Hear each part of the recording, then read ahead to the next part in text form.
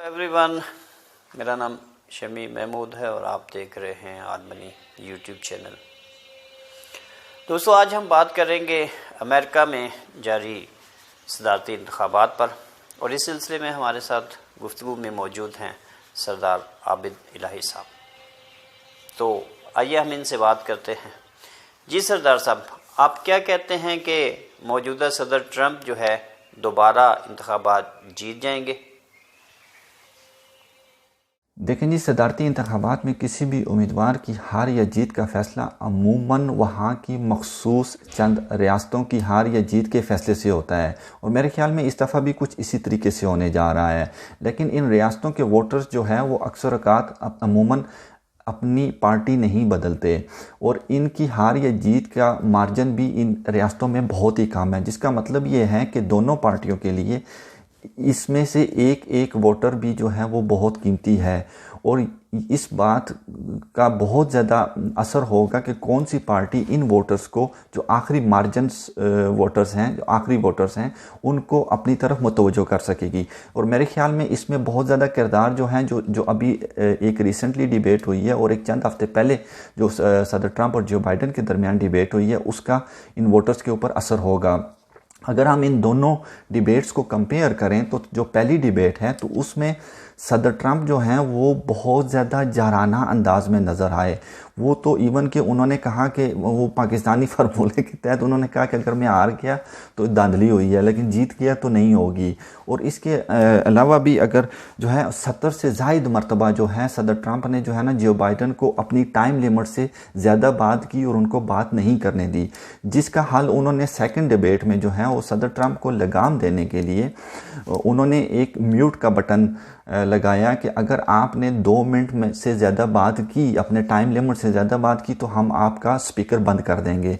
और उसका मेरे ख्याल में बहुत अच्छा असर हुआ और दूसरी डिबेट जो है वो ज़्यादा खुशगवार माहौल में हुई। अब ये तो नहीं कहा जा सकता कि पहली डिबेट में किसी एक पार्टी का पलड़ा भारी था, लेकिन जो दूसरी डिबेट है उसमें उसके अगर कुछ उसमें काफ़ी सारे इश्यूज़ के ऊपर बात हुई, लेकिन उसमें जो चंद अहम इश्यूज़ हैं, सबसे ज़्यादा जो है वो कोरोना वायरस के ऊपर बात हुई। पहली डिबेट में भी और दूसरी डिबेट में भी सबसे जो अहम मौजू रहा है वो कोरोना वायरस की इल्ज़ाम तराशी ही दोनों तरफ से रही कि आपने इस तरीके से मैनेज करना था या यूँ करना था, अगर मैं होता तो ऐसे करता। इसके अलावा जो हैं वो कुछ करप्शंस के इल्ज़ामात दोनों तरफ से जो हैं वो दोनों पार्टियों की तरफ से, जो बाइडन और सदर ट्रंप दोनों की तरफ से एक दूसरे के ऊपर लगाए गए। इसके अलावा कुछ टैक्स इश्यूज़ के ऊपर भी जो हैं वो खातर ख्वाह जो हैं कुछ सवालात उठाए गए, जिसका कुछ सदर ट्रंप ना पहली डिबेट में ना दूसरी डिबेट में तसल्ली बख्श जवाब दे सके। इसके अलावा जो हैं वो हेल्थ केयर्स के मामलात थे, और सबसे जो अहम मौजू था वो ये था कि नस्ल परस्ती है, और मेरे ख्याल में नस्ल परस्ती के ऊपर बात हुई। और मेरे ख्याल में ये एक बहुत अहम मौजू होगा किसी भी इस इलेक्शन में किसी भी उम्मीदवार की हार या जीत का, क्योंकि सदर ट्रंप जो हैं वो नस्ल परस्ती का कार्ड, बदकिस्मती से नस्ल परस्ती का कार्ड खेलते हैं। तो मेरा तो नहीं ख्याल इसका, तो नस्ल परस्ती का तो मेरे ख्याल में अगर देखा जाए तो इसके तो बहुत खौफनाक नताइज निकलते हैं। लेकिन इसमें कोई शक नहीं है कि वोटर्स को अपनी तरफ मुतवज्जो करने के लिए, या इस वक्त दुनिया में बहुत से लोगों ने, बहुत से सियासी पार्टियों ने वोट लेने के लिए नस्ल परस्ती का कार्ड का इस्तेमाल किया और उसमें वो कामयाब भी रहीं।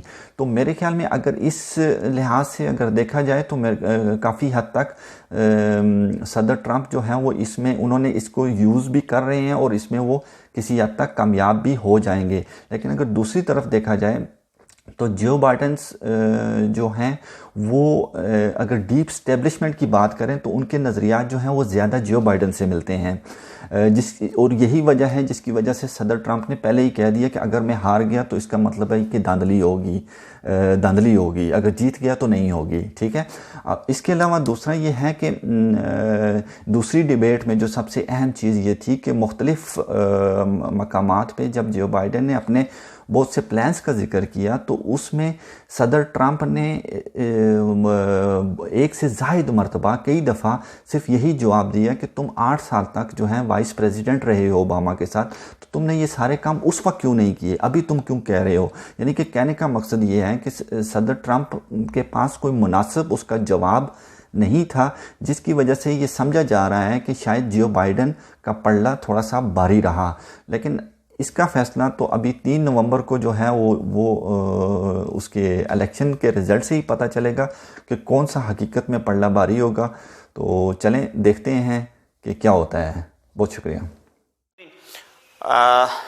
कमेंट्स में अपनी राय ज़रूर दीजिएगा, और हाँ, जिन दोस्तों ने अभी तक चैनल को सब्सक्राइब नहीं किया उन व्यूअर्स से दरख्वास्त है कि इस चैनल को सब्सक्राइब करें, और अगर हमारी वीडियो आपको पसंद आए तो दोस्तों को ज़रूर शेयर करें। आपसे मुलाकात होगी अगले प्रोग्राम में, तब तक के लिए अपना बहुत सारा ख्याल रखिएगा।